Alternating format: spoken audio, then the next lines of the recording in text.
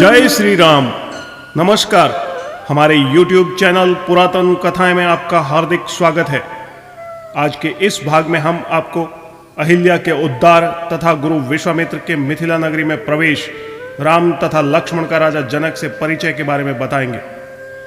पिछले भाग में हमने आपको गंगा की उत्पत्ति, राजा सगर के अश्वमेध यज्ञ तथा गंगा की पृथ्वी पर आगमन के बारे में बताया और अब इससे आगे गंगा की उत्पत्ति की कथा बताकर ऋषि विश्वामित्र, राम, लक्ष्मण तथा अन्य मुनिजन अपने शिष्यों के साथ मिथिला का आगे का मार्ग तय करते हैं। चलते चलते सब एक ऐसे स्थान पर पहुंचे जो अत्यंत अलौकिक आभा से प्रकाशित हो रहा था, परंतु उजड़ा हुआ था।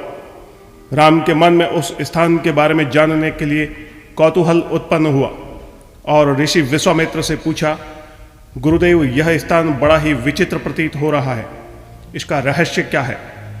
तब गुरु विश्वामित्र ने एक लंबा श्वास लेकर स्थिर होते हुए कहा, राम, तुम्हारा सोचना सत्य है। यह स्थान अत्यंत पवित्र है और इस स्थान से एक स्त्री की करुण कथा जुड़ी हुई है जो चिरकाल से किसी की प्रतीक्षा कर रही है। इस पर राम ने पुनः गुरु विश्वामित्र से पूछा, हे भगवान, यह क्या रहस्य है? मेरी जिज्ञासा क्षण प्रतिक्षण बढ़ती जा रही है, कृपया सविस्तार बताइए। राम की जिज्ञासा को शांत करने के हेतु से पूज्यपाद गुरु विश्वामित्र ने कहना प्रारंभ किया, यह ऋषि गौतम का आश्रम है जो अब लगभग उजड़ चुका है। बहुत काल पहले ऋषि गौतम अपनी अत्यंत रूपवती पत्नी अहिल्या के साथ यहीं पर रहकर तपस्या करते थे। देवताओं का राजा इंद्र ऋषि पत्नी की सुंदरता पर मोहित था। एक दिन ऋषि गौतम ब्रह्म मुहूर्त में नित्य कर्मों से निवृत्त होने के लिए आश्रम से नदी की तरफ गए।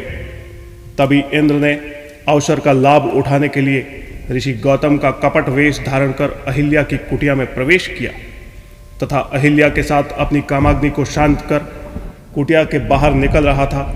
तभी ऋषि गौतम ने आश्रम में प्रवेश किया। अपने ही रूप में इंद्र को देखकर उसके कुकृत्य के बारे में जान गए तथा क्रोध में भरकर अपनी पत्नी अहिल्या को शाप देकर पत्थर की शिला बना दिया।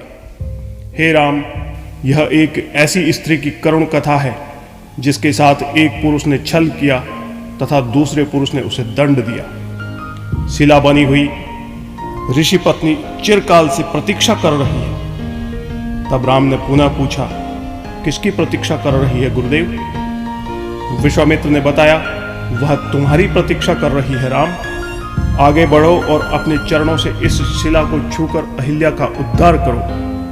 गुरु विश्वामित्र का आदेश पाकर राम ने शिला को अपने चरणों से छुआ और देखते ही देखते शिला नारी के रूप में परिवर्तित हो गई।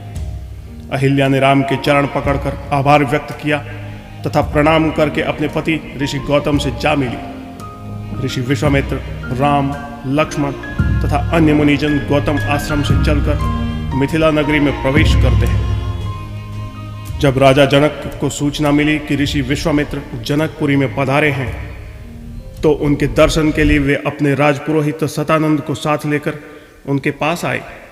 पाद्य अर्घ्य आदि से विश्वामित्र का पूजन सत्कार करके राजा जनक बोले, हे महर्षि, आपने यहाँ पधार कर और दर्शन देकर हमें कृतार्थ कर दिया।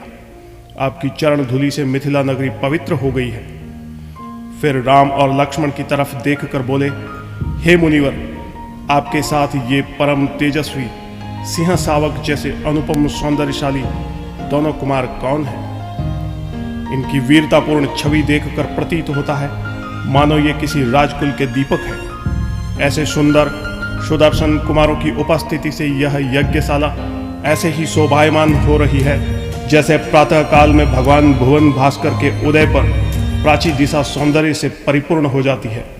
कृपा करके बताइए कि ये दोनों कुमार कौन हैं, इनके पिता तथा कुल का नाम क्या है?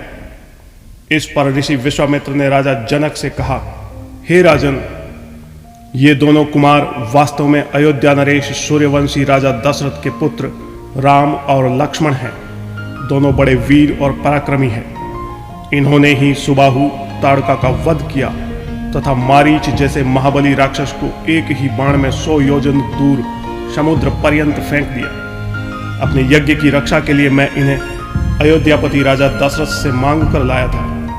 इन दोनों भाइयों के ही कारण मेरा यज्ञ निर्विघ्न तथा सफलतापूर्वक संपन्न हो पाया है। आपके इस महान धनुष यज्ञ का उत्सव दिखाने के लिए मैं इन्हें यहां लाया हूं। राम के विषय में सुनकर महाराजा जनक के राजपुरोहित सतानंद ने करुणा भरी दृष्टि से राम तथा विश्वामित्र की तरफ देखा। तब विश्वामित्र ने उन्हें अहिल्या के उद्धार का पूरा वृतांत सुनाया। बीच में आपको यह बात बता देना प्रासंगिक समझता हूं कि महाराजा जनक के कुल पुरोहित सतानंद ऋषि गौतम तथा अहिल्या के पुत्र थे। आज के भाग में बस इतना ही। इससे आगे की कथा हम आपको अगले भाग में सुनाएंगे। आपको हमारा यह भाग पसंद आया हो तो लाइक करें, चैनल को सब्सक्राइब तथा शेयर करना न भूलें। अपने सुझाव कमेंट्स बॉक्स में अवश्य लिखें। धन्यवाद।